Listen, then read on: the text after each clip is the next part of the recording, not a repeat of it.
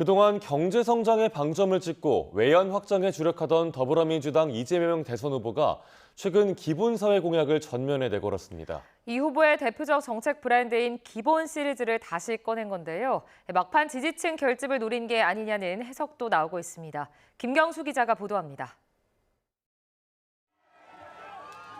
대선 사전투표 시작일을 꼭 일주일 남기고 이재명 후보가 기본사회 공약을 발표했습니다.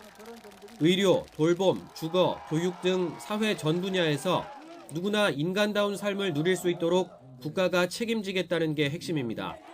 기본 서비스는 교육, 문화, 교통, 주거, 돌봄 등등의 사회 서비스가 보편적으로 제공돼야 된다라는 것으로 기본 소득과 기본 서비스를 합친 것을 기본 사회라고 하고 지난 대선 때 공약했던 전국민 기본소득의 확장판인 셈인데 이 후보가 자신의 상징인 이른바 기본 시리즈를 다시 입에 올리자 다양한 해석이 나오고 있습니다. 성장론을 앞세워 중도 보수로 외연 확장을 꾀해오던 이 후보가 전통적 지지층이 바라는 이슈를 꺼내며 막판 결집에 나섰다는 겁니다. 지금은 회복과 성장에 집중할 때이고 그렇다고 해서 분배의 문제를 배관시할 수는 또 경시할 수는 없는 점들을 이해해 주시면 좋겠습니다.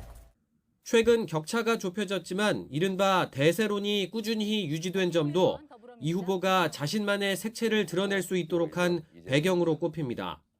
다만 이 후보 측은 사회 분야 TV 토론에 맞춰 자연스레 기본사회 공약을 낸 거라며 확대 해석엔 선을 긋고 있습니다. 경쟁자들은 무책임한 포퓰리즘, 현금 박치기라며 일제히 견제에 나섰습니다. 기본사회는 뭐냐? 그 개념이 뭔지 제가 한번 보겠습니다. 저는 아직 그 자세히 모르겠어요. 무슨 개념인지. 그런데 말이라고 하면은 다 그게 말이 되는 건 아니거든요. 이재명 후보가 기본사회를 얘기할 수밖에 없는 것은 본인이 지금 넓게 펼쳐놓은 스펙트럼에 본인도 적응이 안 되는 겁니다. 하지만 이와 별개로 이 후보가 제시한 기본사회 구상의 실현 계획이 다소 추상적이란 지적은 넘어야 할 산입니다. 또 최소 수십조 원으로 전망되는 재원 마련 방안이 구체적이지 못하다는 비판도 있습니다.